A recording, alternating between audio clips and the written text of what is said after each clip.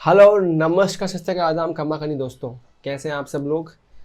मैं बहुत बढ़िया हूं और उम्मीद करता हूं आप भी बहुत ही झकास होंगे। जैसे कि हमने लास्ट लेक्चर में बात की थी, जीएसटी का तंबू टिका है मेन 3 बम्बू पे, जिसमें एक बम्बू है टाइम ऑफ सप्लाई, दूसरा बम्बू है प्लेस ऑफ सप्लाई एंड तीसरा बम्बू है वैल्यू ऑफ सप्लाई। आज हम लोग बात कर रहे हैं वैल्यू ऑफ सप्लाई। देखो देखो भाई साहब, सिंपल सी कहानी है।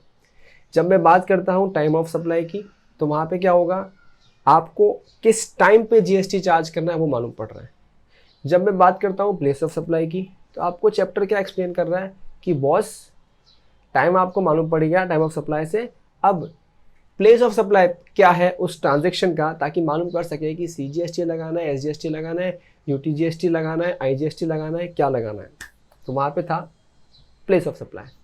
अब इसके बाद इन दोनों से ज़्यादा इंपॉर्टेंट चीज़ आती है, इसका नाम होता है वैल्यू ऑफ सप्लाई। अब ये इंपॉर्टेंट क्यों है कि बॉस किस टाइम पे लगना है ये पता है, क्या लगाना है ये पता है, लेकिन किस पे लगाओगे, वो जो परसेंटेज कैलकुलेट करोगे किस पे कैलकुलेट करोगे। तो इसके लिए हम लोग सीख रहे हैं चैप्टर, इसका नाम वैल्यू ऑफ सप्लाई।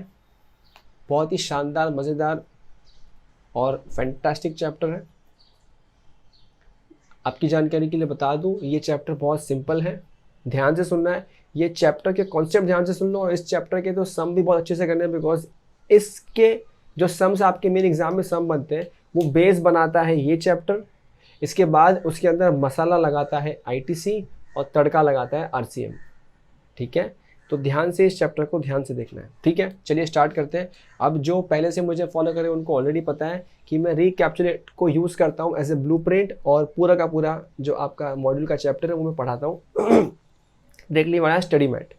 तो इन शॉर्ट, पढ़ाने के पहले ये जो आपका 60-70 पेज का कंटेंट है पूरा मैं पढ़ लेता हूँ, और उसको भी और रिकैप को भी साथ में कॉम्बिनेशन में यूज़ करके हम पढ़ाई कर लेते हैं। ठीक है, चलिए। ये सिर्फ उनको बताया जिनको नए लोग आज फर्स्ट टाइम इस लेक्चर को देख रहे हैं या फर्स्ट टाइम मेरे किसी सेशन को देख रहे हैं। बाकी लोग को ऑलरेडी पता है। तो without wasting any time let's get started. चलिए, वैल्यू ऑफ सप्लाई। नाउ देखो, मोटा मोटा 2 इंपॉर्टेंट चीज़ अपने को यहाँ पे देखनी है। सबसे पहली बात देखनी है, जो नॉर्मल केस है, रेगुलर नॉर्मल ट्रेड में क्या होता है, सप्लाई किसको किया जाता है, हम सप्लाई करते हैं अनरिलेटेड पर्सन को। और जहाँ पे प्राइस क्या होता है, जहाँ प्राइस होता है सोल कंसिडरेशन। आप मार्केट जाते हो, आप मार्केट जाके कोई भी सामान परचेस करके लेके आते हो, आप पेन परचेस करके लेके आ रहे हो, आप पेंसिल परचेस करके लेके आ रहे हो, आप कोई फ़ोन परचेस करके लेके आ रहे हो। क्या हम आमतौर पर ये मानते हैं कि वो दुकान वाला तुम्हारा चच्चा होगा, तुम्हारा पप्पा होगा, तुम्हारा मामा होगा? नहीं मानते हैं ना। तो आम ट्रांजेक्शन्स जो होते हैं, वहाँ पे क्या होता है, वहाँ पे ट्रांजैक्शन वैल्यू को ही क्या मान लिया जाता है, वैल्यू ऑफ सप्लाई, यानी कि उसी पे जीएसटी चार्ज किया जाता है। इसलिए जब आप फ़ोन खरीदने जाते हो तो जिस प्राइस पे आप फ़ोन खरीदते हो उस प्राइस पे ही क्या लगाते हैं, उस प्राइस पे ही जीएसटी लगाते हैं, बिकॉज वही वैल्यू क्या है, वैल्यू ऑफ सप्लाई मान लिया जाता है। तो एक common normal rule, general rule क्या बन जाता है, रेगुलर नॉर्मल ट्रेड क्या बन जाता है, अगर सप्लाई, एक सप्लायर किसी ऐसे बंदे को सप्लाई कर रहा है जो उसके रिलेटेड नहीं है, और जो चार्ज कर रहा है कंसिडरेशन वो सोली प्राइस चार्ज कर रहा है, प्राइस ही सोल कंसिडरेशन है, तो वहाँ पे जिस वैल्यू पे ट्रांजैक्शन हुआ है उस पे शक ना करते हुए, झोल झाल ना सोचते हुए, सीधा सीधा जिस वैल्यू पे ट्रांजैक्शन हुआ है उसको ही क्या बोल देते हैं, ट्रांजैक्शन वैल्यू बोल देते हैं, उसको क्या बोल देते हैं, वैल्यू ऑफ सप्लाई बोल देते हैं। इसके ऊपर कई बार एग्जाम में ना घुमा घुमा के बहुत सारे क्वेश्चन पूछते हैं इसी पॉइंट पे, और पब्लिक हो जाती है कंफ्यूज। जैसे एक बार एग्जामिनेशन में क्वेश्चन आया था, उस क्वेश्चन में कुछ इस प्रकार था कि बॉस किसी एनजीओ ने कोई सामान किसी अच्छे प्राइस में लिया, और वो सामान है ना, अब एनजीओ रजिस्टर्ड था जीएसटी के अंदर, एनजीओ ने वो सामान किसी और को सेल आउट कर दिया बहुत सस्ते रेट में, 2 रुपये में बेच दिया सामान को। अब लोग सोचने लगे नहीं नहीं, ये तो फिर तो ट्रांजैक्शन में कुछ तो दिक्कत है, कुछ तो खोट है, सस्ते में क्यों बेच रहा है। तो वहाँ पे पूरा कहानी इस तरह से तुम्हारा इंस्टीट्यूट बनाता है। कहानी क्या बनाता है कि देखो उसने तो महंगा लिया था, 10 रुपये का माल 2 रुपये में बेच दिया, तो फिर, और अब साथ में बताता भी है कि इसका एक्चुअल सेलिंग प्राइस 12 रुपया होता है। तो पब्लिक क्या सोचता है, सेलिंग प्राइस इसका 12 होना चाहिए था, ये तो कैसा दिखा रहा है, तो सिर्फ 2 रुपये बता रहा है, मतलब गड़बड़ है। तो पब्लिक उस कम के अंदर 12 रुपया वैल्यू ऑफ सप्लाई लिख के आता है, जो कि मार्केट वैल्यू होता है। पर ऐसा करना है कि आपको नहीं, आपको चेक करना है नॉर्मली कि जिसको सप्लाई किया जा रहा है क्या वो अनरिलेटेड है या वो रिलेटेड है। अगर वो अनरिलेटेड है और इज्जत से जो भी प्राइस चार्ज किया जाए उसको क्या बोल देंगे, वैल्यू ऑफ सप्लाई, उसी को बोल देंगे। ठीक है, मैं इतना स्ट्रेस क्यों मारा इस बात पे, क्योंकि इस बात के ऊपर मल्टीपल टाइम पे आईसीएम ने टेस्ट किया और पब्लिक ने मल्टीपल टाइम बहुत सारी चीज़ें रॉन्ग की हैं। हम सब कर करके आते हैं एग्जाम में, घर पे आके सोचते हैं मज़ा आ गया, सब राइट किया, लेकिन जब एग्जाम के बाद रिजल्ट आता है तो मालूम पड़ता है कि बस क्या कर दिया। इसीलिए थोड़ा सा स्ट्रेस डाल दिया इस पॉइंट के ऊपर। तो ये तो है जनरल वाली बात, इसमें कोई दिक्कत वाली बात नहीं है।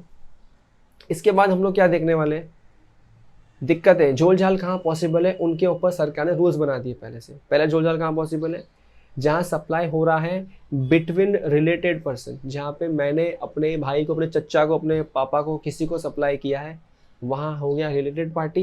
रिलेटेड पार्टी हो गया मतलब वहाँ झोल हो सकता है। तो बोला कि वहाँ पे जिस प्राइस में आपने ट्रांजैक्ट किया ना, उस प्राइस को हम कंसिडर नहीं करेंगे। वहाँ पे हम क्या करेंगे, वहाँ पे हम अलग तरीके से प्राइस निकालेंगे, वैल्यू ऑफ सप्लाई निकालेंगे। तो इन सभी चीज़ों के लिए सरकार ने रूल्स बता दिए कि उनको रूल्स के हिसाब से वैल्यूएशन करना है। सर रूल्स क्या है, अभी सब सीखेंगे, कोई दिक्कत वाली बात नहीं है। और क्या है इस झोल झाल के अंदर, सप्लाई जहाँ पे price is not the sole consideration.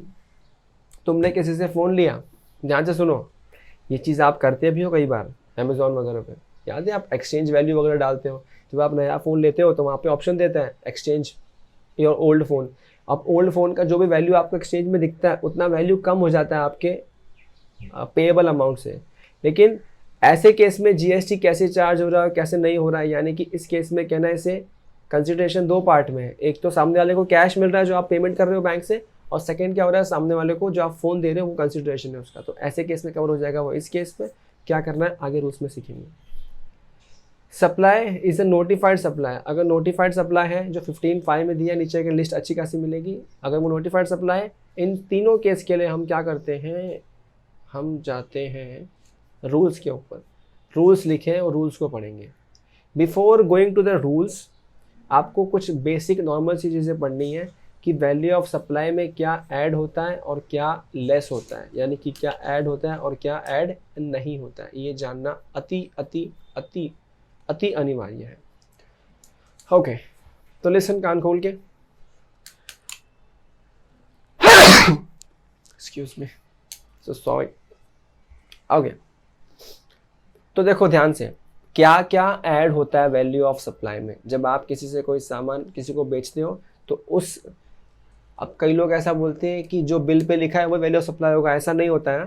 ध्यान से देखो, जीएसटी के पर्पस के वैल्यू ऑफ सप्लाई कुछ जगह पे डिफर कर जाता है। ध्यान से देखो, सबसे पहला आप सारे टैक्सेस ऐड कर दोगे, इंक्लूजन इन वैल्यू की बात कर रहा हूँ, सारे टैक्सेस ऐड कर दोगे अदर देन जीएसटी, क्योंकि जीएसटी तो आपको वैल्यू ऑफ सप्लाई पे चार्ज करना है बाद में, तो जीएसटी को हटा दिया। इसके अलावा जितने भी टैक्सेस है ना, बहुत सारे टैक्सेस ऐड कर दो। सब सारे कौन से, जो भी क्वेश्चन में मिले सारे टैक्सेस ऐड कर दो। इसके साथ साथ हम आते हैं पेज नंबर 7.15 पे और कुछ बातें यहाँ करते हैं।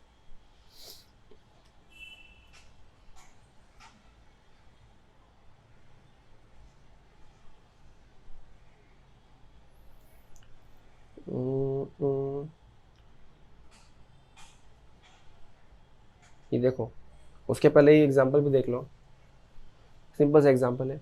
होलसेल प्राइस है 1 मेट्रिक टन ऑफ सीमेंट जो एक्स ने बेचा, उसका होलसेल प्राइस क्या है ऑर्डिनरी कोर्स ऑफ बिजनेस में 7000 है। Price of 1 metric ton of cement sold by X, ध्यान से देखो, होलसेल प्राइस क्या है 7000, लेकिन जो एक्स ने बेचा है किसी अनरिलेटेड पार्टी को, कितने में बेचा है, कस्टमर वाई को कितने में बेचा, 6700 में बेचा। तो वैल्यू ऑफ सप्लाई जो एक्स ने वाई को दिया, उसका वैल्यू ऑफ सप्लाई क्या होगा, एक्स और वाई कनेक्टेड नहीं है ना, तो अनरिलेटेड है, तो जितने में इसने ट्रांजेक्शन किया वही क्या बन जाएगा, वैल्यू ऑफ सप्लाई 6700। ठीक है, ये सिंपल सा था, बट मैंने मार्क कर रखा था, मैं सोचा तुमको बता दूंगा, तो मैंने तुमको बता दिया। ठीक है, नाउ ये देखो, कोई भी टैक्सेस है हम वो सारे के सारे टैक्सेस ऐड कर देंगे। ठीक है, सिवाय जीएसटी या जीएसटी कंपनसेशन सेस के, बिकॉज वैल्यू ऑफ सप्लाई आने के बाद वो चार्ज किया जाएगा। नाउ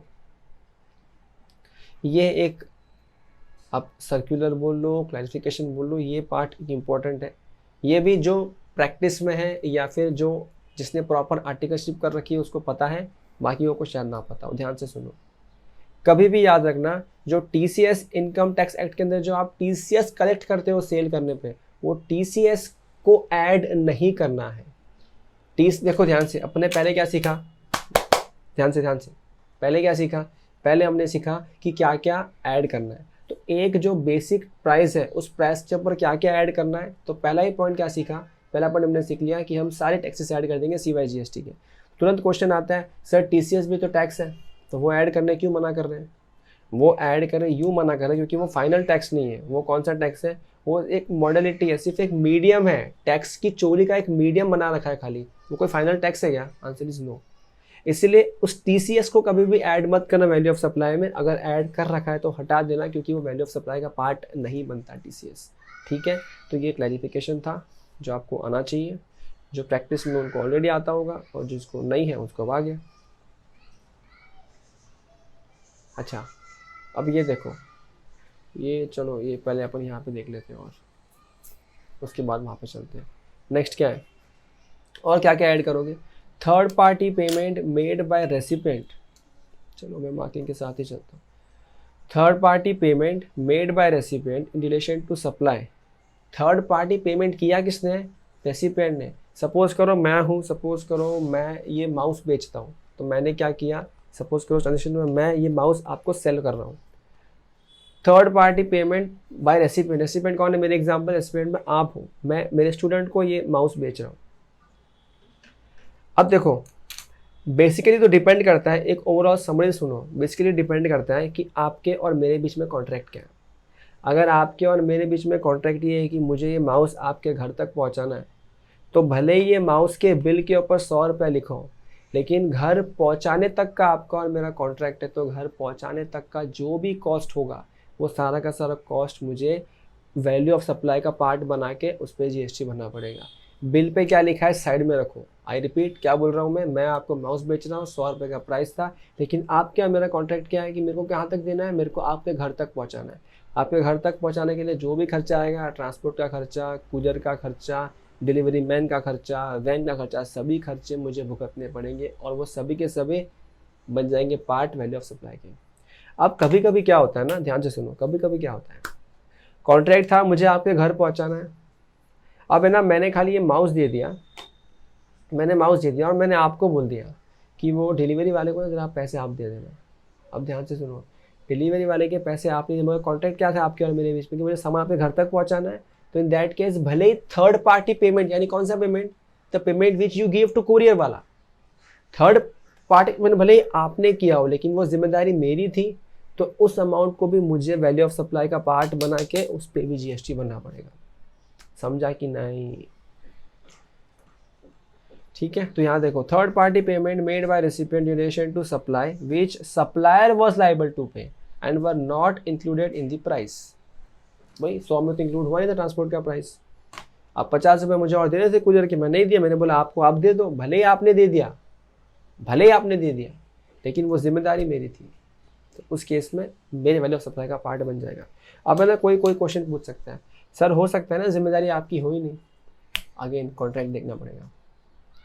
कॉन्ट्रैक्ट क्या होगा, सपोज आपके और मेरे बीच में ये कॉन्ट्रैक्ट हुआ कि कोई मेरा एमपी का स्टूडेंट है, उसने मुझे ये बोला कि सर आप मुझे ये माउस का प्राइस बताओ। मैंने कहा 100 रुपये का प्राइस, और मैंने कहा क्या ही मुझे आपके घर तक पहुंचाना है, तो उस एमपी के स्टूडेंट ने मुझे क्या बोला, सर मेरे को सिर्फ आप आपके शॉप बताओ प्राइस क्या है। मैंने कहा 100 रुपये। बोला वो मेरे तक पहुंचाने का टेंशन आपको नहीं लेना है, मैं एक बंदा भेजूंगा ब्लू डार्ट वाला, वो अपने आप आएगा, आपसे लेके जाएगा और मुझे आके दे देगा। मैंने कहा बहुत बढ़िया। यानी कि इस केस में मेरे और वो एमपी वाले स्टूडेंट के अंदर कॉन्ट्रैक्ट क्या बन गया था बाय डिफ़ॉल्ट, कि मुझे बस उसको माउस देना है उसके बंदे को, और ट्रांसपोर्ट कॉस्ट वो खुद इनकर करेगा। ऐसे केस में जो ट्रांसपोर्ट कॉस्ट इनकर किया है किसने, मेरे उस स्टूडेंट ने, वो वाला मेरे वैल्यू ऑफ सप्लाई का पार्ट नहीं बनेगा, यानी कि वो 100 रुपये में ऐड नहीं होगा। यानी कि ultimate rule value of supply का याद रहे कि जिम्मेदारी किसकी थी, जिसकी जिम्मेदारी थी उसके वैल्यू ऑफ सप्लाई में ऐड हो जाएगा, भले ही उसने तुरंत भरा है, बाद में भरा है, नहीं भरा है, फ़र्क पड़ता नहीं है। ठीक है, देखो आगे और देखते हैं।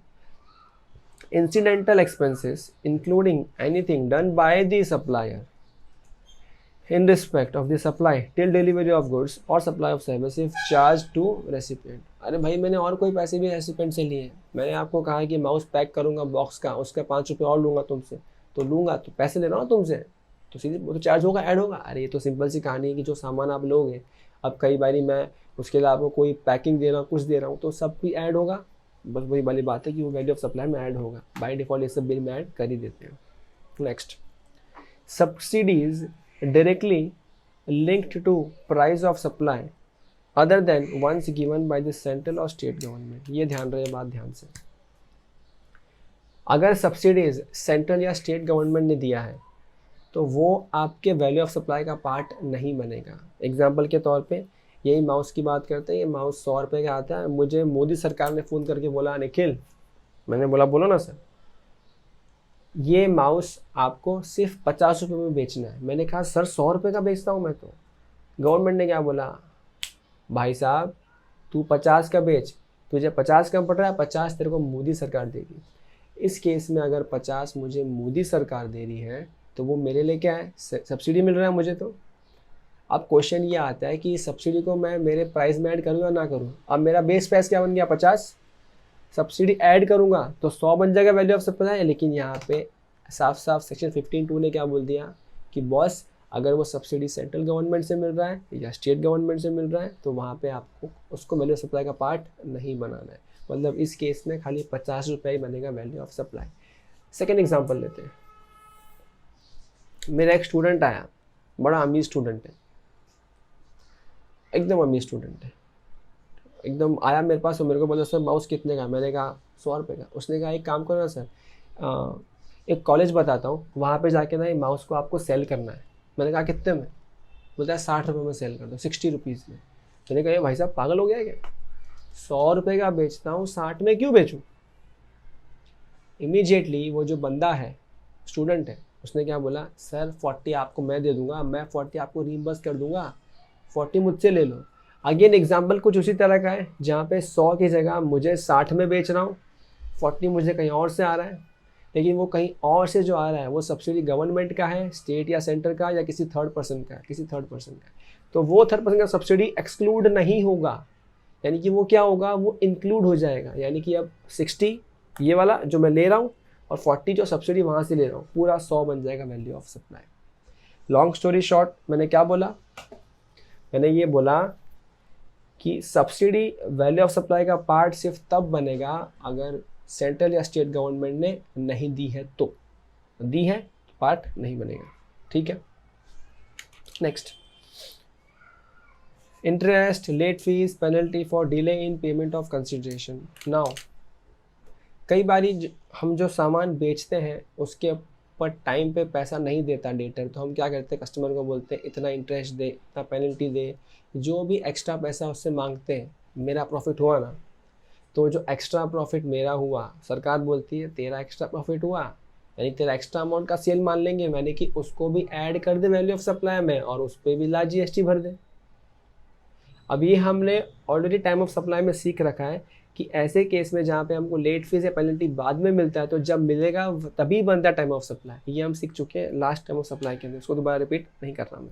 ठीक है, पर फिलहाल इंटरेस्ट, लेट फीस जो भी आपको मिल रहा है वसूली, वो सब क्या है, वैल्यू ऑफ सप्लाई का पार्ट बनेगा। नाउ बिफोर गोइंग टू 7.20 कुछ चीज़ें और यहाँ पे मुझे दिखानी है, वो देख लेते हैं। यहाँ पे देखो, valuation of supply made by the component manufacturer using moulds और dies owned by original equipment manufacturer send free of cost to him. अभी अपन ये वाली बातें अपने बहुत बार कर चुके हैं, पहले भी, इवन पहले के सेशंस में बहुत बार कर चुके हैं। क्या होता है, बेसिकली दो पार्टी होती है, एक होता है OEM और एक होता है कंपोनेंट मैन्युफैक्चरर। तो क्या होता है, जो OEM होता है, मेन माल इसका होता है, जैसे एग्जांपल कोई चिप हो गई, तो वो चिप ये ज़्यादा बना नहीं पाता है, तो ये क्या कहता है, ये किसी थर्ड पार्टी, थर्ड मैन्युफैक्चरर के पास जाता है, बोलता है तू बना के दे और ब्रांड में पे नाम मेरा लगा देना। ऐसे केस में कई बार जो स्ट्रक्चर, जो ढांचा, जो मोल्ड्स, जो डाइज होती है, वो OEM ही सप्लाई करता है। जो मेन जो फॉर्मूला जानता है वही सप्लाई करता है कि यही ढांचा यूज़ करके मेरे को सर्किट बना के दे या चिप बना के दे। इन दिस केस अगर आप ध्यान से देखेंगे तो वो मैन्युफैक्चरर जो कंपोनेंट बना रहा है वो तब तक नहीं बना पाएगा जब तक मेन मालिक उसको फॉर्मूला यानी ढांचा ना दे दे। ठीक है, अब बात ये आती है, जब ये फ्री में सामान मिल रहा है तो ये भी तो वैल्यू सप्लाई का पार्ट बन जाएगा ना। याद है अपना फर्स्ट एग्जांपल, जहाँ पे डिलीवरी के पैसे आप दे रहे हो, बस जिम्मेदारी तो मेरी थी। तो इस केस में भी आपको चेक करना है कि OEM और मैन्युफैक्चरर के बीच में कॉन्ट्रैक्ट क्या था। अगर कॉन्ट्रैक्ट ये था कि कॉन्ट्रैक्ट मैन्युफैक्चरर सिर्फ और सिर्फ सामान बना के देगा, तो उस केस में भले ही उसको मोल्ड फ्री में मिल रहा है, किससे, मैन्युफैक्चरर से, OEM से फ्री में मिल रहा है, तो भी वो जब उसको माल देगा वैल्यू सप्लाई का पार्ट नहीं बनेगा। लेकिन अगर कॉन्ट्रैक्ट वाइसे वर्सा है, यानी कि कॉन्ट्रैक्ट ये है कि जो कंपोनेंट मैन्युफैक्चरर है उसकी जिम्मेदारी थी ये पूरा माल सप्लाई करना विद मोल्ड्स एंड डाइज, तो उस केस में मोल्ड्स एंड डाइज क्या होगा, ऐड हो जाएगा वैल्यू सप्लाई के अंदर। अब पब्लिक बोलेगी सर थोड़ा सा कंफ्यूज हो गए, मैंने बोला लो वापस ध्यान से बताता हूँ, ध्यान से देखो। इतना इम्पोर्टेंट नहीं है बट मुझे लगता है कि ये चीज़ तुमको पता होनी चाहिए। एक है OEM, ठीक है, और एक है ये कुछ लोग हैं, ये कौन है, ये लोग हैं कंपोनेंट मैन्युफैक्चरर, ठीक है। तो बेसिकली क्या होता है, मेन बंदा ये है, यानी कि वो जो मोल्ड्स और डाइज है वो है किसका, मोल्ड्स और डाइज है किसका, वो तो OEM का है, ठीक है। अब ट्रांजैक्शन में होने क्या वाला है, ट्रांजैक्शन में ये होगा कि ये बोलेगा कंपोनेंट मैन्युफैक्चरर को कि बॉस मुझे ये चिप बना के दे, तो मैन्युफैक्चरर क्या बोलेगा, सर वो ढांचा मिलेगा, ढांचा स्ट्रक्चर मोल्ड्स मिलेगा, तो OEM क्या करेगा, OEM इसको मोल्ड्स या डाइस यानी कि स्ट्रक्चर देगा, ये क्या करेगा, ये बना के इसको वो चिप देगा। नाउ चिप भी बना के देगा तो कई बार ये स्ट्रक्चर फिक्स होता है कि इस स्ट्रक्चर में देगा, और कई बार जब काम खत्म हो जाता है साथ में डाइस भी देना पड़ता है।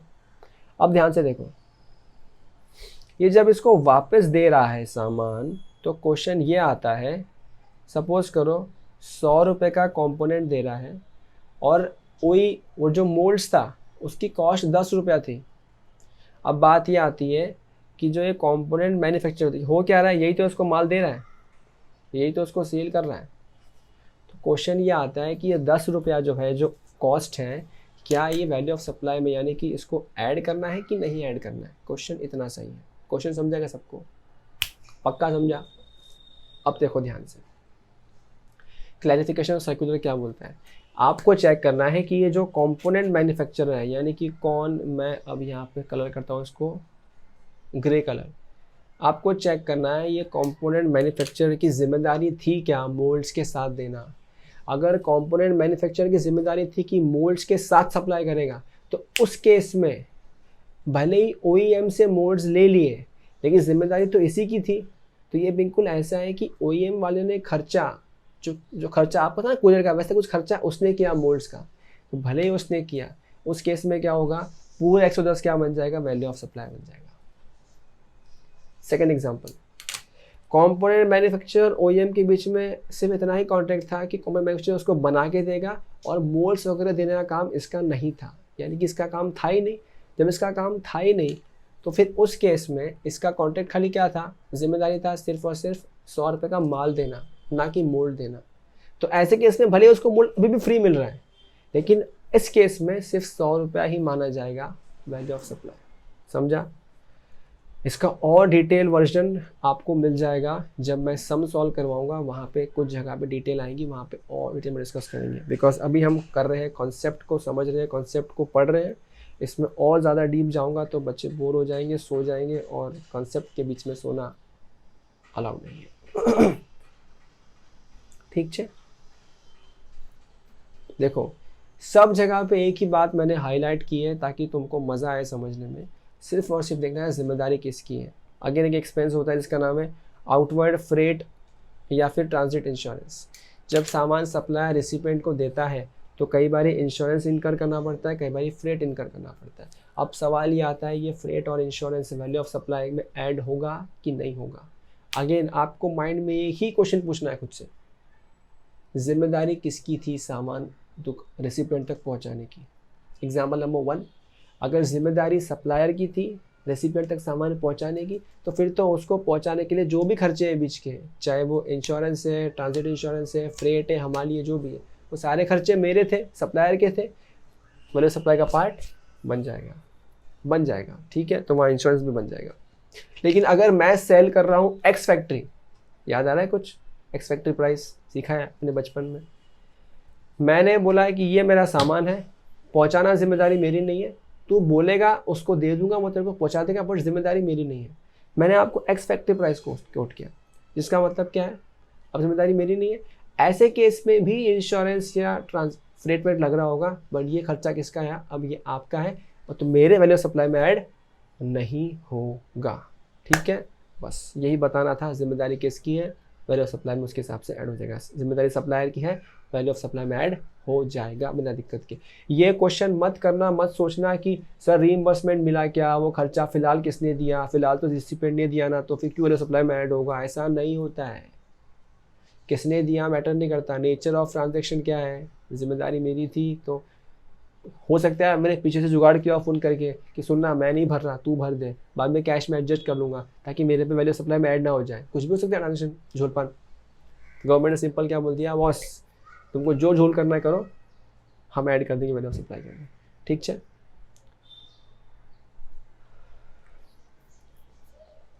ये देखो एक एग्जाम्पल सब्सिडी के ऊपर, देखो मस्त एग्जाम्पल है। जो जो काम का लग रहा है मैंने मार्क करके रखा है यहीं पे। The selling price of notebook कितना है, 50 रुपये का सेलिंग प्राइस है नोटबुक का। For notebook sold to students in government school the company uses its CSR funds to pay the seller 30 rupees. अब कंपनी देख रही है, कंपनी का मेन काम है, क्लासमेट समझ लो, इसका मेन काम क्या है, बुक्स बेचना। पर कंपनी के CSR एक्सपेंस होते हैं, तो कंपनी ने क्या डिसाइड किया कि हम एक काम करेंगे ना, बच्चों को सिर्फ 20 रुपये में देंगे। अब वहाँ का सेल्स डिपार्टमेंट क्या बोला, सर रेवेन्यू लॉस होगा, तो उन्होंने क्या बोला, अरे 20 रुपये 30 रुपये हमारे CSR फंड में से निकालना, तो कोई दिक्कत नहीं, हम बच्चों कितना खर्चा कर सकते हैं। यानी कि सेल्स डिपार्टमेंट को सब्सिडी मिल गया, कहाँ से, कंपनी से। पर क्या ये सब्सिडी सुनो, क्या ये सब्सिडी सेंट्रल गवर्नमेंट का है, स्टेट गवर्नमेंट का है, नहीं है ना भाई साहब। जब किसी इन गवर्नमेंट्स का नहीं है तो क्या ये ऐड होगा वैल्यू ऑफ सप्लाई में कि नहीं ऐड होगा, बताओ। होगा, क्योंकि गवर्नमेंट की सब्सिडीज नहीं है। तो यहाँ पे देखो, अब इन्होंने क्या किया, इन्होंने 20 रुपये चार्ज किए स्कूल के बच्चों से, लेकिन हम क्या करेंगे, हम उस 30 को वापस यहाँ पे सब्सिडी को ऐड कर देंगे, बिकॉज गवर्नमेंट सब्सिडी नहीं है, और बोलेंगे 50 ही है हमारा value of supply.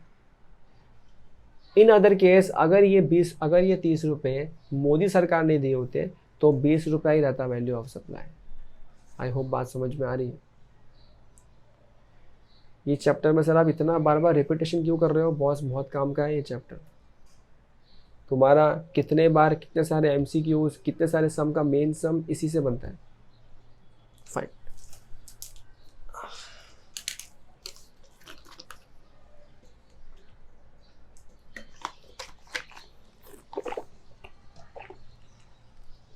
Okay next क्या है, कुछ चीज़ें हम एक्सक्लूड करते हैं वैल्यू ऑफ सप्लाई में से। कौन सी चीज़, एक तो ऊपर सीखा था TCS, let me right here ताकि कन्फ्यूजन ना हो। अरे कैसे लिखूँ यहाँ, इधर लिखता हूँ मैं ताकि अपना वहाँ से यहाँ पे इंटीग्रेट हो जाए समरी के अंदर। TCS of income tax act, वो वैल्यू ऑफ सप्लाई का पार्ट नहीं बनता। और क्या नहीं बनता, डिस्काउंट, इसके ऊपर मस्त डिस्कशन है। डिस्काउंट वैल्यू ऑफ सप्लाई का पार्ट नहीं बनता। अरे बाबा सिंपल सी कहानी है ना, आप 100 रुपये का आपने कोट किया, आपने कस्टमर को 20 रुपये डिस्काउंट दे दिया, तो अगर गवर्नमेंट पूरे 100 को वैल्यू ऑफ सप्लाई बोलने लगे तो चलेगा क्या आपको, नहीं चलेगा ना। कैसे चलेगा, जब 80 में बेच रहा है तो 80 मानो वैल्यू ऑफ सप्लाई, डिस्काउंट हटा दो। तो यहाँ देखो डिस्काउंट के ऊपर लंबी चौड़ी बातें कर रखी है। डिस्काउंट गिवन बिफोर और at time of supply and recorded in the invoice. Invoice में लिख दिया 100 की जगह 20 कम 80 रुपये, तो डिस्काउंट वैल्यू ऑफ सप्लाई का पार्ट नहीं बनेगा। सेकेंड चीज़, पोस्ट सप्लाई डिस्काउंट और incentive if known in advance and linked with invoices and proportionate input tax credit reversed bye recipient. ये देखो बिल में लिख दिया तो कोई दिक्कत वाली बात नहीं है, पर कई बार क्या होता है ना, हम सप्लाई करने के बाद डिस्काउंट देते हैं। तो उस केस में सिंपल सी कहानी है, अगर सप्लाई करने के बाद डिस्काउंट दिया तो आपको चेक करना है एक ही कंडीशन कि क्या ये जो डिस्काउंट दिया है ये हमने जब इनवॉइस किया था तब हमने कस्टमर को कम्युनिकेट किया था, कुछ इस तरह का कॉन्ट्रैक्ट हुआ था कि हम क्वांटिटी डिस्काउंट देंगे, वॉल्यूम डिस्काउंट देंगे या पेमेंट डिस्काउंट, कुछ ना जो भी कुछ ना कुछ बात किया होगा। अगर वो पहले से बात हो रखी है लिंक यानी कि इनवॉइस से लिंक हो पा रहा है कुछ डिस्काउंट जो आगे बाद में मिल रहे हैं, तो उस केस में हमने ओरिजिनल बिल 100 का बनाया होगा, ठीक है, और अब हम डिस्काउंट, अब बाद में डिस्काउंट ऑफर कर रहे हैं, सपोज हमने डिस्काउंट दिया 20 रुपये का, तो क्या करेंगे आप ये डिस्काउंट को अपने वैल्यू ऑफ सप्लाई में से सिर्फ तब लेस कर पाओगे अगर सामने वाले जिसको आपने 100 का बिल दिया है उसने भी पूरा 100 का ITC क्लेम ना किया हो, उसने तो परचेज है ना, उसने 100 का ITC क्लेम ना करके उसने सिर्फ 80 का ITC क्लेम किया हो। इन अदर वर्ड्स उसने अगर 100 क्लेम कर भी लिया है तो जो 20 अब आप उसको डिस्काउंट दे रहे हो उसका ITC वो रेसिपिएंट रिवर्स कर देगा।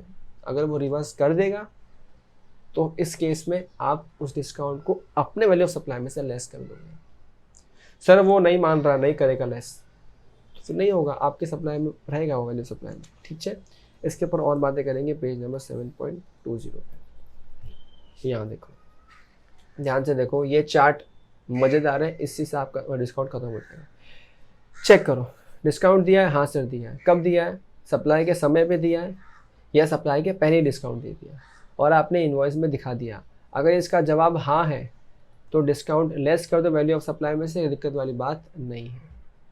लेकिन eight the time of supply या बिफोर द सप्लाई पे डिस्काउंट दिया है, क्या उसको इन्वॉइस पे दिखाया? नहीं, इन्वॉइस पे नहीं दिखाया। देखो नो, इन्वॉइस पे नहीं दिखाया, तो क्या होगा, फिर हम डिस्काउंट को लेस करने का मौका नहीं देंगे, बिकॉज डिस्काउंट की बात ही नहीं हुई थी पहले, इन्वॉइस पे दिखाई नहीं रखा आपने। लेकिन अगर आपने डिस्काउंट सप्लाई के बाद दिया है, लेकिन किस टर्म पे, कुछ ऐसे टर्म जो एग्री कर चुके थे आप, यानी कि जब आपने टाइम ऑफ सप्लाई, यानी कि जब आपने सप्लाई किया तभी वो टर्म एग्री हो गए थे, यानी कि बात पहले ही हो रखी थी। अरे भाई साहब, जब बात पहले हो रखी थी तो आप चेक करो क्या वो जो बात हो रखी थी वो आपके इन्वॉइस से मैच हो पा रही है, इन्वॉइस से लिंक हो पा रही है, और क्या साथ साथ में वो रेसिपिएंट अपना प्रोपोर्शनेट, जितना आप डिस्काउंट दे रहे हो उतने अमाउंट का प्रोपोर्शनेट ITC रिवर्स कर रहा है क्या?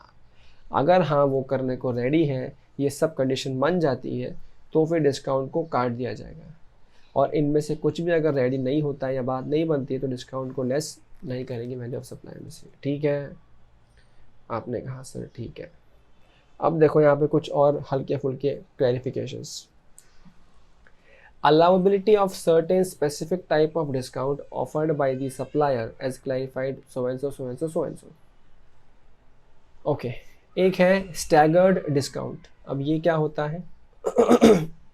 ये buy more save more का पता ऑफर आता है। आप किसी जाते हो मॉल में तो लिखा होता है सर आप 5,000 का सामान लोगे तो 10% ऑफ मिलेगा, 10,000 का लोगे तो 20% ऑफ मिलेगा, 1 लाख का लोगे तो 30% ऑफ मिलेगा। ये पहले से लिखा हुआ होता है आप जब मॉल में जाते हो तो ये स्टैगर्ड डिस्काउंट होते हैं, जब जितना खरीदोगे उसके बेसिस पे मिलते हैं। तो ये तो जब आप बिल करने के लिए काउंटर पे जाते हो उसी टाइम में बिल में एडजस्ट हो जाता है अपने आप। क्या चाहिए, 1 लाख का सामान लिया 30% ऑफ कर दिया, 70 की पेमेंट कर दिया, तो वहाँ तो डिस्काउंट बाई डिफॉल्ट लेस हो गया है, कोई दिक्कत वाली बात नहीं। यानी कहने से ये तो at the time of supply ही हो गया सारा काम, यहाँ तो कोई दिक्कत नहीं, ठीक है। Such discount are shown on the invoice itself, और इसके लिए इसको एक्सक्लूड कर देते हैं वैल्यू ऑफ सप्लाई में से।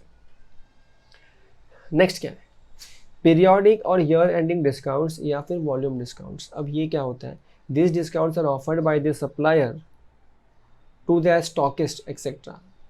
ये पता है, जैसे एग्जांपल जैसे आप वोल्टास के एसीज ले लो, तो ये क्या करते हैं, जो स्टॉकिस्ट होते हैं ये शोरूम्स को सप्लाई करते हैं। तो कई बार क्या होता है ना, जो मेन वोल्टास है वो स्टॉकिस्ट को बोल के रखता है, होलसेलर को बोल के रखता है कि बॉस अगर तू इस पूरे साल में 10,000 AC बेच देगा ना तो हम तेरे को ये डिस्काउंट देंगे। फिलहाल जो तेरे को बेच रहे हैं वो हम तेरे को फुल प्राइस पे बेच रहे हैं, लेकिन अगर तूने पूरे साल के एंड में इतना AC बेचा तो तेरे को इतना डिस्काउंट दे देंगे। ये बात पहले ही हो रखी है ना, अगर पहले हो रखी है, इन्वॉइस से लिंक हो पा रहा है और स्टॉकिस्ट अपना ITC रिवर्स करने को रेडी है, जितना डिस्काउंट वो मिल रहा है सामने से, उस केस में फिर वो सप्लाई का पार्ट नहीं बनेगा। तो देखो यहाँ पे ये चीज़ें लिखी है, एस्टैब्लिश है, एग्रीमेंट पहले ही हो रखा है, भले इन्वॉइस में शो नहीं किया, एग्रीमेंट हो रखा है पहले, इन्वॉइस से लिंक भी हो रहा है, तो दिक्कत नहीं है, इसको बोलते हैं वॉल्यूम डिस्काउंट, और आपको लेस करने का मौका मिल जाएगा। लेस कैसे होगा, इस तरह के डिस्काउंट पास किए जाते हैं क्रेडिट नोट्स के जरिए। क्रेडिट नोट पे जितना डिस्काउंट दे रहे हैं वो और उसका करस्पॉन्डिंग प्रोपोर्शनेट ITC मतलब GST भी रिवर्स कर दिया जाता है, जो सामने वाला पार्टी भी रिवर्स कर देता है। लेकिन ऐसे डिस्काउंट एक्सक्लूड होंगे, ये तो बता दिया मैंने, ठीक है। नेक्स्ट ये बात करते हैं, ये मज़ेदार है, सेकेंडरी डिस्काउंट। ये क्या, देखो सेकेंडरी डिस्काउंट वो है जो पहले बात नहीं किया था, बाद में हमारा मन हो गया एक काम करना, 100 था काम को 90 दे दे, ये भाई साहब कुछ भी ठीक है देना है तो, लेकिन ऐसे सेकेंडरी डिस्काउंट ये कभी भी वैल्यू ऑफ सप्लाई में एक्सक्लूड नहीं होंगे। क्यों? क्योंकि जब पहले बात ही नहीं हुई थी तो क्या तुमको सपना आ रहा है अभी कुछ तो झोल पाने इसके अंदर, मतलब नहीं चलेगा, नहीं चलेगा, नहीं चलेगा। अब ध्यान से सुनो, ये वाला पार्ट कभी कभी एमसीक्यू में कभी भी आ सकता है, ये वाला पार्ट। सेकेंडरी डिस्काउंट एक बात तो फिक्स हो गई है कि अगर बिल से लिंक नहीं हो पा रहे हैं या पहले से एग्रीमेंट में बात नहीं कर रखी है तो अंडर एनी सर्कमस्टेंसेस वो लेस तो नहीं हो पाएगा, यानी कि वैल्यू ऑफ सप्लाई का पार्ट तो बना हुआ रहेगा, हटेगा नहीं वहाँ से।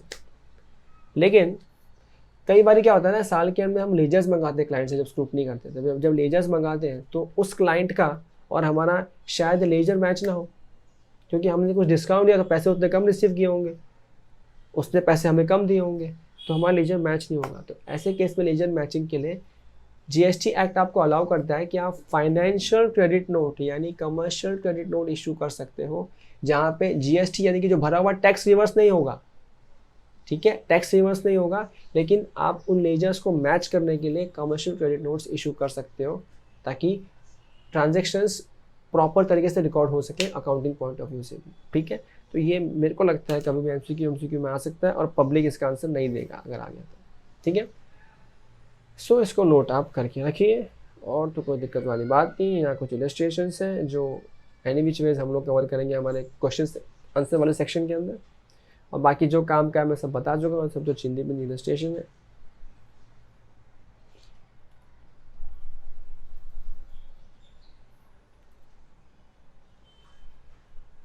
ठीक है, ये सब अपन पढ़ चुके हैं, मोटा मोटी वही सब मिल रहा है।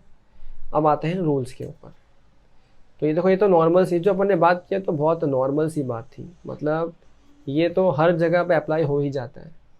लेकिन अब हम बात कर रहे हैं स्पेशल केसेस की। स्पेशल केसेस में इन सभी के ऊपर सेपरेट सेपरेट रूल्स हैं, वो सभी रूल्स को हम सीखेंगे, समझेंगे, जानेंगे और उसके ऊपर उस हिसाब से काम करेंगे। फाइन, चलते हैं वन बाय वन।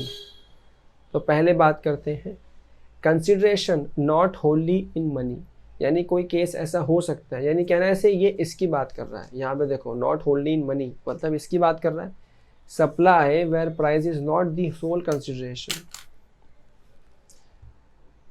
मैंने आपको ये माउस बेचा, बदले में आपको मैंने बोला कि 60 रुपये कैश दे दो, 20 रुपये का ये सामान दे दो, 20 रुपये की मूंगफली दे दो। तो कहना ऐसे पूरा का पूरा ट्रांजेक्शन खाली कंसिडरेशन पैसों में नहीं था। ये भी हो सकता है कि मैंने आपको 100 का माउस दिया और मैंने बोला एक काम करो मुझे बदले में 100 रुपये की मूंगफली दे दो। Again consideration completely in price नहीं है। तो कंसिडरेशन पार्टली इन प्राइस हो या कंप्लीटली प्राइस, मतलब इन शॉर्ट कंप्लीटली प्राइस में नहीं है, पार्टली कंसिडरेशन मनी में और पार्टली किसी और मीडियम से या पूरा किसी और मीडियम से, दोनों ही चीज़ें यहाँ कवर हो जाएंगी। तो ऐसे केस में क्या करेंगे, हम लगाएंगे रूल नंबर 27। देखो 27 क्या बोलता है, consideration not Holi in money. तो आपको ऐसे केस में वैल्यू कैसे निकालना है, अब ध्यान से सुनो, गांठ मान दो, ये वैल्यू ऐसे ही निकालना पड़ेगा। ऐसे ही मतलब ऐसे ही निकालना पड़ेगा, मतलब ऐसे ही निकालना पड़ेगा। Value shall be either of the following in the given order, given order, given order, given order. मतलब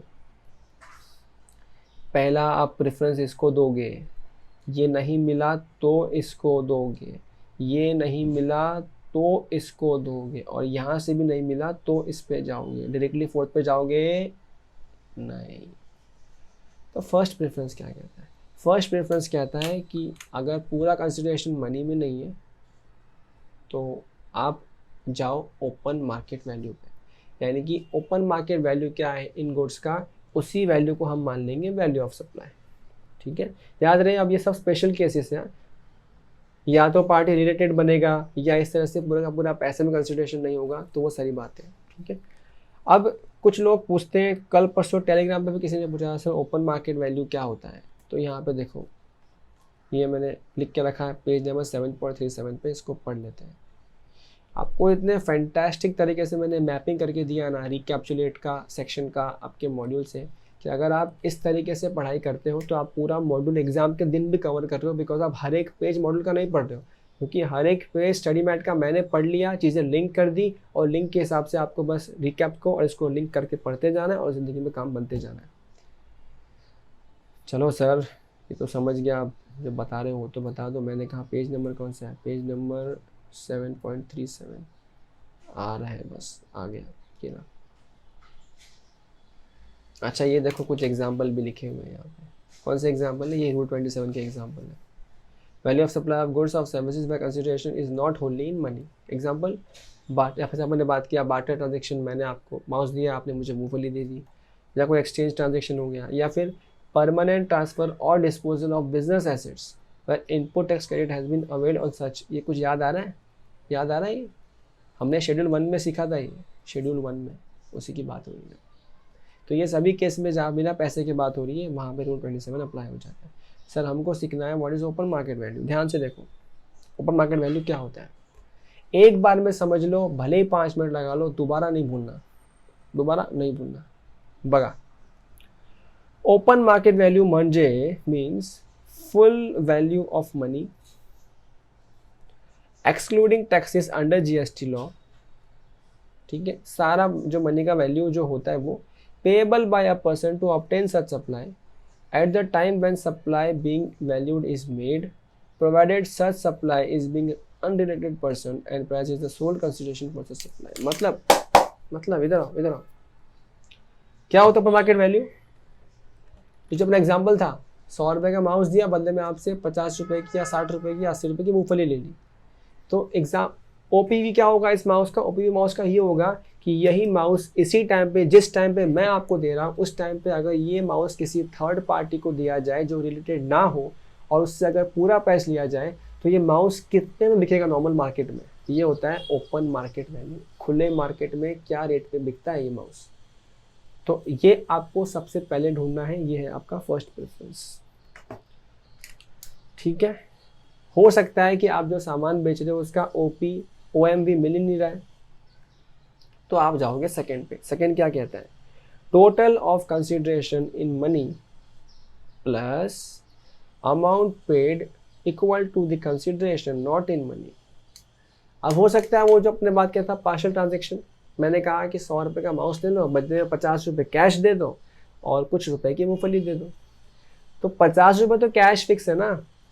तो जब ओपन मार्केट वैल्यू नहीं मिल रहा है तो चेक कर लो कितना पैसा आपको मिल गया। मैंने कहा 50 मिल गया, तो बोले कम से कम वो 50 का तो वैल्यू मान, plus amount equal to consideration not in money. फिर अब आपको ऐसा अब देखना है या अंदाज़ा लगाना है या समझना है कि ये जो पैसा कम लिया है इसका वैल्यू क्या हो सकता है, मार्केट वैल्यू क्या हो सकता है।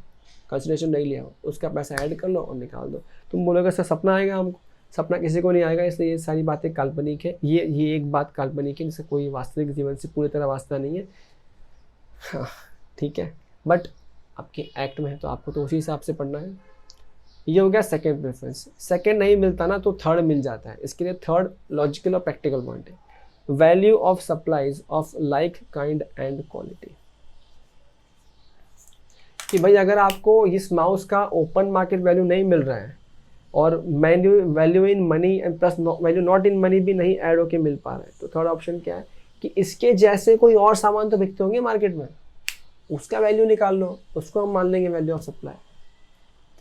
अब अगेन कुछ लोगों ने क्वेश्चन पूछा था टेलीग्राम के अंदर कि सर ओपन मार्केट वैल्यू और value of like kind and quality में क्या फ़र्क है।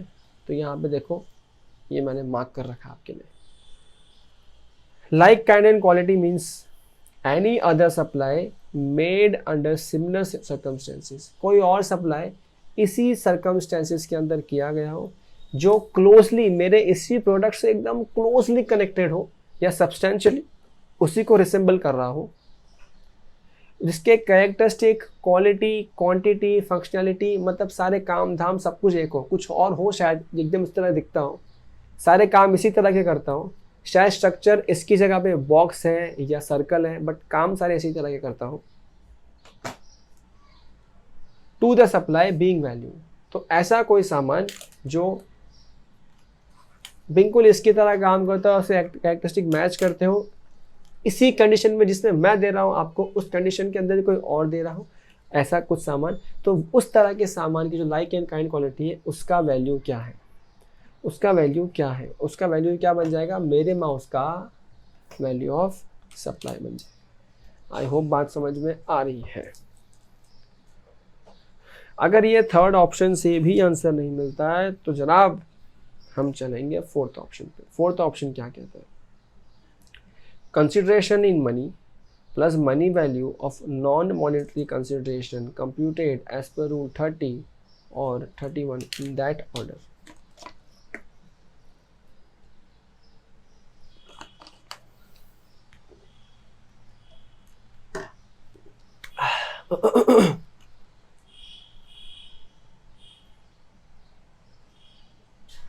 क्या है फोर्थ क्या है, कंसिडरेशन जो मनी है वो तो ले लो, 50 था अपने एग्जाम्पल में, 50 तो ले लो, प्लस मनी वैल्यू क्या है जो नॉर्मल कंसिडरेशन है उसका वो ले लो। अब वो मिल तो पा नहीं रहा है तो आप वो कैसे निकालोगे, रूल 30 एंड 31 यूज़ करके इन दैट ऑर्डर, मतलब पहले रूल 30 यूज़ करोगे फिर रूल 31 यूज़ करोगे। रूल 30 और 31 अपन अभी हाथों हाथ पढ़ लेते हैं फिर दोबारा इस पॉइंट पे आते हैं। रूल 30 क्या कहता है, रूल 30 कहता है value shall be 110% of the cost of production और एक्विजिशन और प्रोविजन ऑफ गुड्स और सर्विसेज।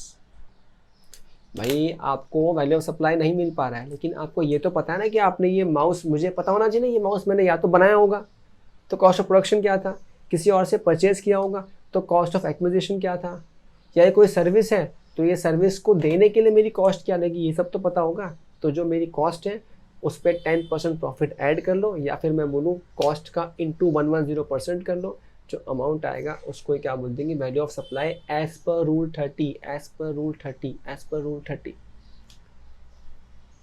तो यानी कि अगर पूरा का पूरा कंसिडरेशन इन काइंड था तो पूरा कंसिडरेशन इसी तरह से निकाल लो, अगर आधा इन काइंड है तो आधा इस तरह से निकाल लो रूल 30 से। कभी कभी ऐसा होता है कि हमको हमारी कॉस्ट भी नहीं पता, मैं एकदम मूर्ख झंडू एकदम घना, मेरे को नहीं समझ में आ रहा है ऐसा कितने का बनाया मैंने, तो क्या बोला इसमें लगा दिया बेस्ट जजमेंट, क्या बोल दिया इसको, रेसिडुअल मेथड, और क्या बोल दिया value shall be determined using reasonable means consistent with the principles and general provisions of section 15 and valuation rules for analysis. ठीक है, ये तो मैं थोड़ी देर में आता हूँ, किधर गया, इसको मैं मार्क करके रखता हूँ।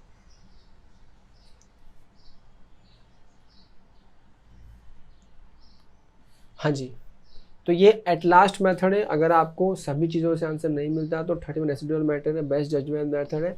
मोस्टली यहाँ तक नौबत आती नहीं है, अगर नौबत आती है तो फिर आप डिपार्टमेंट के पास ही बैठे होते हैं, उनके साथ बैठ के डिस्कशन कर रहे होते हो कि सर बताओ ना वैल्यू क्या बनेगा इसका। अब वो अपने हिसाब से कैलकुलेट करते हैं, आपसे भी डिस्कस करते हैं, बताते हैं ये वैल्यू बनेगा, इस पर GST भर दे। अगेन ये वाली बात पॉसिबल है मगर प्रैक्टिकल है नहीं है, मैंने तो ऐसा कहीं देखा नहीं है। कोई बहुत रेयर में रेयर केस होता है जहाँ पे इस तरह की दिक्कतें आती है, तो वहाँ पे हम ऑलरेडी एडवांस रूलिंग में अप्लाई कर देते हैं कि हमको समझ जाए मतलब सप्लाई क्या होगा। हम ऐसे जजमेंट करवाने के लिए नॉर्मली नहीं जाते हैं, बाकी प्रोविजन है, जाना चाहो तो आप जा सकते हो। ठीक है, अब देखो 27 क्या बन गया, पहले आप चेक करोगे OPV, नहीं मिला तो सेकेंड, नहीं मिला तो थर्ड, नहीं मिला तो फोर्थ। और फोर्थ क्या कहता है, रूल 30 से आंसर निकालो पहले, नहीं मिल रहा तो 31 पे जाओगे। लेकिन देखो यहाँ पे क्या लिखा है, सर्विसेज के केस में आप चाहो तो रूल 30 इग्नोर भी कर सकते हो सकता है। अब देखो जैसे एग्जाम्पल मैं पढ़ा रहा हूँ या आप किसी और से कोई भी सर्विस ले रहे हो, तो सर्विस में मेन कॉस्ट सर्विस देते वक्त नहीं आती है ना। जैसे एग्जाम्पल समझो, मैंने इतनी पढ़ाई लिखाई की, बहुत कुछ किया, उसके बाद आपको पढ़ाने लायक बन पा रहा हूँ, पढ़ाने का कैपेसिटी बन पा रहा है कि मैं आपको पढ़ा सकता हूँ। अब इतना प्रोफेशनली पढ़ने के बाद आपको पढ़ा रहा हूँ, तो मेरी पढ़ाने की एक्चुअल कॉस्ट क्या है, ऑलमोस्ट ना के बराबर है ना, क्योंकि ये सब जो गैजेट्स में यूज़ कर रहा हूँ ये मेरी कॉस्ट है, वो तो फिक्स एसेट्स है। मेरी ऑपरेटिंग कॉस्ट क्या है, इस वीडियो बनाने की ऑपरेटिंग कॉस्ट क्या है, एक तो जो एडिटिंग टीम लोग पैसा ले रही है वो एक कॉस्ट है, और कौन सी कॉस्ट है। अब सपोज ये लेक्चर अगर मैं हज़ारों में बेच रहा हूँ, बच्चे 100 की संख्या में मुझसे खरीद रहे हैं, मैं लाखों करोड़ों कमा रहा हूँ, तो कमा भले कितना रहा हूँ, लेकिन उसकी मेरी कॉस्ट क्या है, कॉस्ट तो कम ही है ना कंपैरेटिवली। कॉस्ट कम दिख रही है, एक्चुअल में कॉस्ट कम है क्या, नहीं, इतने साल जो पढ़ाई की उसका कॉस्ट वही सब तो यूज़ होकर यहाँ पे आ रहा है ना। तो इसीलिए कहते हैं कई बार कि रूल 30 से सर्विस का कॉस्ट नहीं निकाल पाते, इसके लिए क्या कहते हैं, सर्विस में ऑप्शन दे दिया है कि आप चाहो तो सीधा रूल 31 के पास जा सकते हो, जा सकते हो। अगर आप अपनी कॉस्ट निकाल पा रहे हो तो आप रूल 30 पे रहो, कोई दिक्कत नहीं है, लेकिन ऑप्शन में जा सकते हो। लेकिन गुड्स में ऐसा कर सकते हो क्या? नहीं, गुड्स में आपको रूल बाय रूल जाना पड़ेगा। 27 में फर्स्ट सेकंड थर्ड फोर्थ जाना पड़ेगा, फोर्थ में 30 पे ही ढूंढना पड़ेगा, फिर 31 पे जाना पड़ेगा। समझियो कि नहीं? सर समझ गया, आप आगे बोलोगे कि नहीं? मैंने कहा लो सुनो, अब दिक्कत नहीं आएगा, अब तुम लोग को काफ़ी चीज़ें सॉर्टेड लगेगी। I have also marked an example over here. Have a look. किधर गया ये ना? X private limited offer a new mobile phone worth 20,000। ठीक है, ये बिल्कुल वैसा है, ये X नहीं है, क्या समझो इसको? ये आपका Amazon.com है या .in है। 20,000 का एक फ़ोन बेच रहा है। सपोज करो अब 20,000 में कौन सा फ़ोन बेचेगा? Realme का फ़ोन बेच रहा है। किसको? Y को। Y कौन है? आप, customer. In exchange of old mobile phone and cash payment of 16,000। हाँ, ये देखो फ़ोन कितने का है? 20,000 का। सेलर आपको क्या बोल रहा है, यानी कि अमेज़ॉन आपको क्या बोल रहा है? एक काम कर, 16,000 रुपये कैश दे दे और तेरा पुराना फ़ोन दे दे, अब बदले में नया फ़ोन ले ले। अब बताओ ऐसे केस में वैल्यू ऑफ सप्लाई क्या बनेगा? सबसे पहली बात, क्या ये जनरल ट्रांजेक्शन है? नहीं। क्यों? क्योंकि यहाँ पे होल इन मनी नहीं है कंसिडरेशन, यहाँ पे पार्टली इन मनी है, या फिर अगर पूरा भी होता है इन काइंड तो भी इसी में आता है। तो लगेगा रूल 27 का रूल क्या बोलता है? सबसे फर्स्ट क्या होगा? Open market value. Can I से 20,000 वो मार्केट ओपन मार्केट वैल्यू है जिसपे अगर अमेजॉन किसी और को बेचता है, किसी थर्ड पार्टी को बेचता है बिना एक्सचेंज के, तो वो प्राइस चार्ज करेगा। तो ये बन गया मेरा OPV, open market, OMV, open market value. तो यहाँ पे देखो, the non market value of the new phone without exchange of old fine open market value is 20,000, यानी कि यही बनेगा टैक्सेबल वैल्यू या फिर यही बनेगा वैल्यू ऑफ सप्लाई। समझियो कि नहीं? पक्का? तो बस इसी तरह से बात चलती है और आगे बात बनती है। अच्छा, किसी को भी लग रहा है कि मैं फास्ट जा रहा हूँ तो प्लीज़ बताना, मैं इसको और स्लो कर दूंगा। अब क्योंकि मैं अपने स्टूडियो में बैठ के रिकॉर्ड कर रहा हूँ, सामने एक भी स्टूडेंट नहीं है, फ़ोन को देख के, एक तरफ फ़ोन है, एक तरफ कैमरा है, एक तरफ ट्राइपॉड है, एक लैपटॉप है, इनको देख के इन्हीं को स्टूडेंट समझ के मैं इनको पढ़ा रहा हूँ। तो कहीं कुछ पेस में प्रॉब्लम लग रहा है या कोई सजेशन है तो please do comment down below. Of course I can try to work on the same. Thank you. चलो चलते हैं आगे। रूल 28, सप्लाई बिटवीन डिस्टिंक्ट और related person other than agent. Other than agent क्यों सर? क्योंकि agent की बात हम अलग से कर रहे हैं, इसलिए अदर देन एजेंट को ही यहाँ पे कवर कर रहे हैं। नाउ अब डिस्टिंक्ट पर्सन क्या होता है, रिलेटेड पर्सन क्या होता है, ये बात हम प्रीवियस लेक्चर्स में कर चुके हैं, तो उसको दोबारा रिपीट नहीं करेंगे। मैं मान के चल रहा हूँ कि आप पहले के लेक्चर्स देख चुके हैं।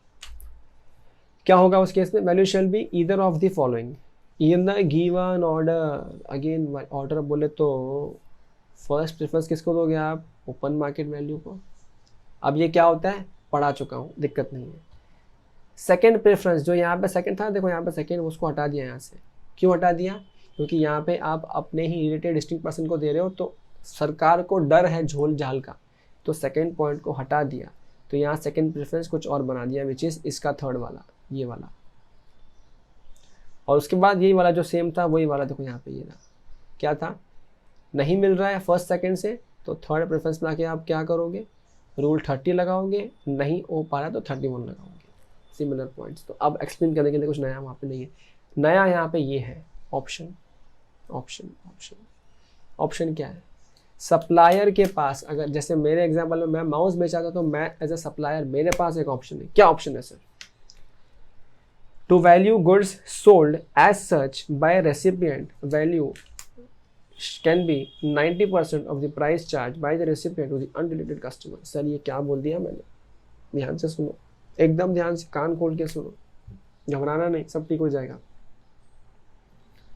देखो, रिलेटेड पर्सन की बात हो रही है, मतलब मैंने सपोज करो मैंने अपने भाई को ही, रजिस्टर्ड फर्म है, रजिस्टर्ड फर्म नहीं है, जो भी छोड़ो, मैं रजिस्टर्ड फर्म है, मैं सप्लाई कर रहा हूँ, मैंने कोई चीज़ मेरे भाई को ही सेल आउट कर दी, तो मैं रूल 28 के हिसाब से वैल्यू करूँगा।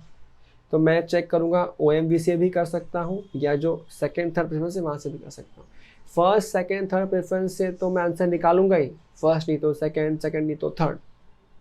अगर मेरे को जमता है तो मैं उसी को यूज़ करूँगा, दिक्कत नहीं है। लेकिन मेरे पास गवर्नमेंट ने रूल 28 के अंदर मुझे ऑप्शन दिया है, सप्लायर को ऑप्शन दिया है कि आप चाहो, अगर चाहो तो दूसरा ऑप्शन से भी आंसर निकाल सकते हो। दूसरा ऑप्शन क्या कहता है, मैंने अपने भाई को बेचा, सपोज मैंने अपने भाई को ये माउस बेच दिया 80 रुपये में।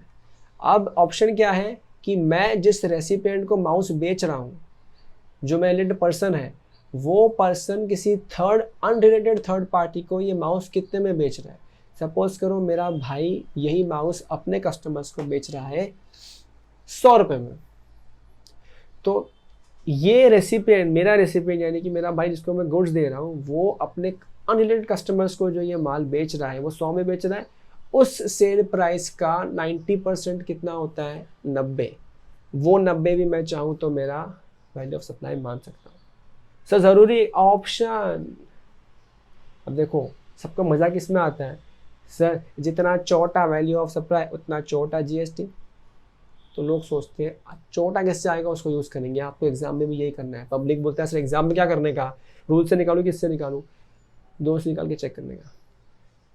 लास्ट लिख देगा आंसर कि सिंस यूजिंग ऑप्शन दिस और since using general rule, so and so option is more beneficial to the SSC या टैक्स पेयर या supplier, we choose to take value of supply as this value। समझ में आ गई बात? ठीक है, ये ऑप्शन है। इसके ऊपर क्वेश्चंस सॉल्व अच्छे खासे हम करेंगे, वहाँ पे और मज़ा आ जाएगा समझने में। नेक्स्ट क्या है, रेसिपिएंट एलिजिबल फॉर आईटीसी। अब ये देखो, ये सरकार को ना, सबसे सिंपल बात है, सरकार इतना सब दुखी होती क्यों है, क्योंकि आप गलत वैल्यू पे सेल करोगे या कम वैल्यू पे सेल करोगे और गवर्नमेंट का लॉस हो जाए। लेकिन अगर रेसिपिएंट एलिजिबल है आईटीसी के लिए, यानी कि मेरा भाई जिसको मैंने माल बेचा है उसको आईटीसी मिलता है, यानी कि मैं भी रजिस्टर्ड वो भी रजिस्टर्ड, हम दोनों रजिस्टर्ड, तो मैं अब उसको 10 में बेचूं या उसको 100 में बेचूं या उसको लाख में बेचूं, मैं जितने में बेचूंगा जीएसटी चार्ज करूंगा, जितना जीएसटी चार्ज करूंगा वो पूरा का पूरा एज एन आईटीसी क्लेम कर लेगा।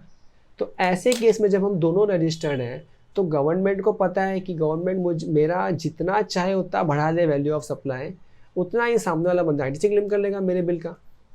तो गवर्नमेंट को मिलेगा क्या, तो बोल दिया अगर दोनों बंदे रजिस्टर्ड पर्सन है और दोनों आईटीसी के लिए एलिजिबल हैं, तो भैया उस केस में आप जिस वैल्यू पे ट्रांजैक्शन कर रहे हो हम उसको ही क्या मान लेंगे, ओपन मार्केट वैल्यू मान लेंगे, वैल्यू ऑफ सप्लाई मान लेंगे। समझा क्या, पक्का? ओके, नेक्स्ट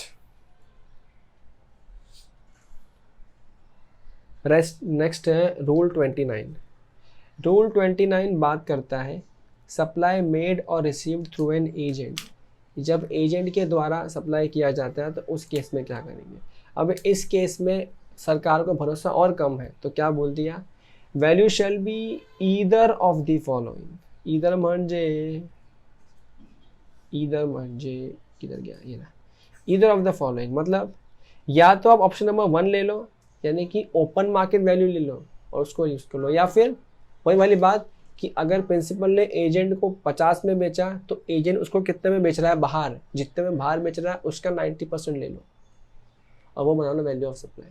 सर हम कौन सा लेने का, अगेन चेक करो, ओपन मार्केट वैल्यू छोटा है या 90% का जो प्राइस चार्ज होगा उस कस्टमर से वो छोटा है, जो छोटा है उसमें एसएससी का फ़ायदा है, उसको यूज़ कर लो। ठीक है, अच्छा इस दोनों ऑप्शन में से जो यूज़ करो, अगर आंसर नहीं मिलता है तो आप जाओगे रूल 30 के पास, नहीं मिला जाओगे रूल 31 के पास। ठीक है, ये सब जगह कॉमन पॉइंट्स है। नेक्स्ट क्या है, नेक्स्ट है रूल 31A। रूल 31A क्या कहता है, value of supply of lottery chance to win in betting, gambling, horse racing in race club. इसमें पहले कंफ्यूजन बहुत हुआ करता था कि वो स्टेट का है सेंटर का है, अब सब जगह उन्होंने कॉमन कर दिया। उन्होंने क्या बोल दिया, अगर कोई लॉटरी ऐसी है जो स्टेट गवर्नमेंट ने की है, मतलब पहले कहीं 18 भी था, सब जगह 28 ही है, अगर स्टेट गवर्नमेंट का लॉटरी है तो आपको चेक करना है टिकट का फेस वैल्यू क्या है। टिकट का जो भी फेस वैल्यू है उसको कंसिडर कर लो इंक्लूसिव ऑफ जीएसटी, तो वहाँ पे कर लो इनटू 100 डिवाइड बाय 128। तो ये जो वैल्यू आएगा ये क्या बन जाएगा, वैल्यू ऑफ सप्लाई। एकदम सिंपल फंडा, कोई समझाने लायक बात इसमें नहीं है। नेक्स्ट कोई लॉटरी के अलावा कुछ और एक्शनेबल क्लेम है in form of chance to win in betting, gambling, horse racing, race club, ये सब चीज़ें अगर हैं तो ये क्या बोल दिया, जो भी फेस वैल्यू है ना, जो टिकट पे प्राइस लिखा है उस पूरे प्राइस को ही क्या मान लेंगे, वैल्यू ऑफ सप्लाई। ठीक है, सॉर्टेड, सॉर्टेड, एकदम सॉर्टेड, सॉर्टेड, सॉर्टेड, सॉर्टेड। ठीक है, ओके। नाउ यहाँ पे जो रूल 30 हमने सीखा था, इसके ऊपर कुछ बातें और पेज नंबर 7.43 में लिखिए, इनको एक बार देखने का प्रयास कर लेते हैं, और बीच में कुछ और होगा तो वो भी देख लेते हैं। ये देखो कुछ एग्जांपल्स मैंने यहाँ लिख रखे हैं, इसको भी जो मैंने मार्क किया वो चीज़ें पढ़नी ही पढ़नी है, मतलब बाकी सब चीज़ें भी पढ़नी है, जो मार्क किया मतलब स्पेसिफिकली ज़्यादा अच्छे से पढ़नी है। ठीक है, पढ़ना सब कुछ है। Examples of supplies valued as per rule 28, ये जो 28 था मेरा ये वाला, इसके कुछ एग्जांपल्स, मैं इंट्रा स्टेट स्टॉक ट्रांसफ़र कर रहा हूँ गुड्स का between different registration of the entity under same PAN, मैं विद इन सेम स्टेट अपने दूसरे ब्रांच में ट्रांसफ़र कर रहा हूँ, या फिर अदर देन सेम, यानी कि अदर स्टेट के अंदर ट्रांसफ़र कर रहा हूँ between different registration under same PAN, या सर्विस इंपोर्ट कर रहा हूँ, तो सभी केस यानी कि उस ट्रांजेक्शन में आ जाएंगे। तो इसमें कुछ है नहीं बताने के लिए, ये अपन समझ चुके हैं, ये समझ चुके हैं। अच्छा ये देखो, ये हालांकि चलो एक बार देख लो, फिर भी हम जो भी रूल्स सीख रहे हैं यहाँ पे वो आपको चेक करना है। रूल 27 से 30 आपको लाइन पे लाना है, नहीं आया तो 31 के पास जाना है। यानी कि जब आपको ट्रांजेक्शन चेक होता है आपको चेक करना है वो 27 में फॉलो होता है क्या ये बंदा, नहीं होता है। अच्छा 28 में होता है, नहीं, 29 में ऐसे लाइन से जाना है। और 27 में भी आप हो तो जब आप इसको फॉलो कर रहे हो तो आपको चेक करना है कि मेरे को इस रूल्स के हिसाब से या लाइन के ऑर्डर के हिसाब से ही जाना है। सर्विस के अंदर आप 30 की जगह सीधा 31 यूज़ कर सकते हो। बस और तो कुछ नहीं है, यही मैंने मार्क किया हुआ था तो मैंने ये आपको बता दिया, और तो क्या है बताने के लिए, कुछ भी नहीं। ठीक है, सो विद दिस आप यहाँ पे ये एक मेजर पार्ट कंप्लीट करते हो।